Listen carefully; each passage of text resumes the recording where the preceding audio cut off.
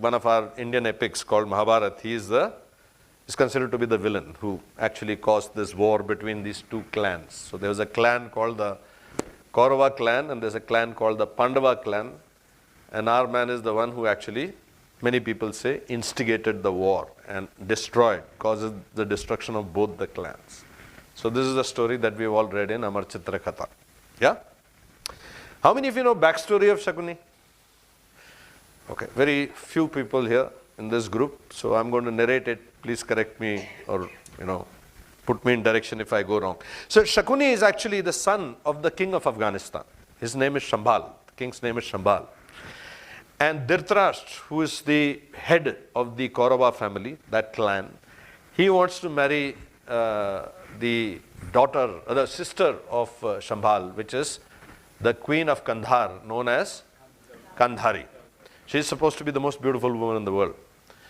And Dhritarashtra, by the way, technical point, is blind. The blind man wants to marry the most beautiful woman in the world. And of course, when he reaches out to Shambhal, the brother, being a good brother, he tells him to take a walk and says, I'm not going to get my sister married to you. But Dhritarashtra is a very powerful king. So he sends this general called Bhishma, who is an undefeatable warrior who captures the entire clan and brings the whole clan to India.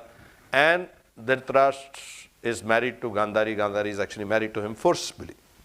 And all this we read in the Amar Chitra Katha, that she voluntarily puts a bandage on her head to commiserate with her husband who is blind. So she also ties a blindfold in her head. It's not very true, because if you read the detailed version, you realize that the Gandhari actually suffered from the phobia of darkness. She had to have a lamp lit in her room even to go to sleep. So there's no way that she would have voluntarily done it. But anyway.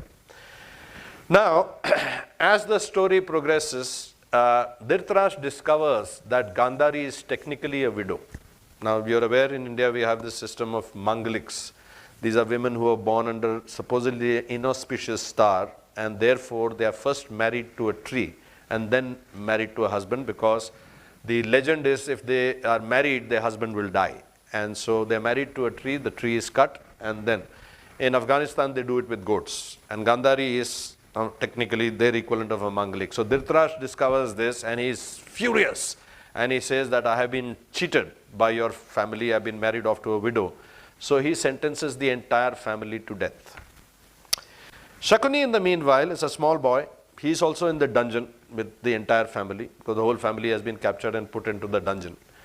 And Dhritarashtra ordains that they will die, and they will die by slow starvation, which means that they will be given a small quantity, barely enough to keep them alive, prolong their agony. So this is the time Shambhal decides in the dungeon. He calls the entire clan together and says, one of us must survive to take vengeance. Can't be the strongest one, because I was the strongest one and look what happened to me. It has to be the most intelligent, the most cunning one. And for that, he devises a test inside the dungeon. And that test is, whoever can put a thread through a grain of rice, whoever can thread a grain of rice, that is the person who we will select as the sole survivor. Shakuni manages to do that, and I'll tell you in the end how he does it. So I want you to visualize this scene inside the dungeon, dark, dreary, cold, rats.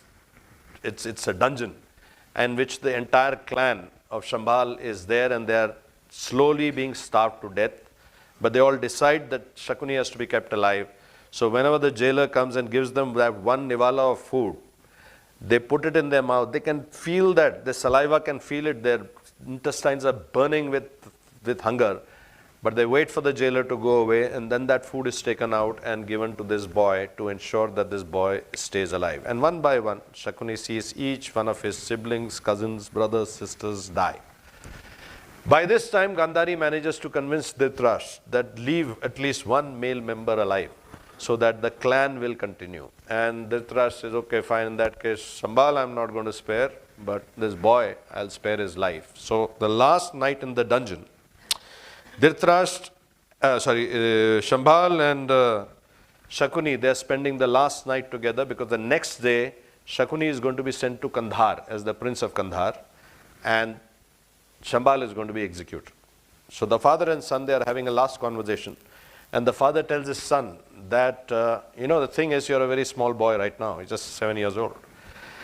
And though you have witnessed all this, and though you have seen your family die, the moment you will go to Kandahar, you will forget all of that, because you will become a prince, and then there's wine, women, this, that, you are going to be a king, and you will forget your true purpose. And the boy, of course, said, no, I'll remember each and every day, I'm going to take vengeance. He said, yes, you're saying that now, but you will not be able to remember all of this stuff. And so therefore, I have to do something to you, so that you remember every step that you take in your life, what your true purpose is. And it is the father who lays his son down and breaks his legs and his feet and turns him into a cripple, so that every step that Shakuni takes for the rest of his life, he will remember what his true purpose is. Now we come back to how Shakuni managed to thread that grain of rice. He takes the grain of rice and plugs it, blocking a hole through which ants enter into the prison. The ants bore a hole through that grain of rice. Ironically, Shakuni has nothing against the Pandavas. He has no enmity against the Pandavas. He is just using the Pandavas to bore a hole through the Kauravas and destroy the Kaurava clan exactly like his clan was destroyed. Now, after hearing this backstory, what do you think about Shakuni? Do you think he is an evil man? Now you say, मैं होता तो इससे ज़्यादा करता भी, right?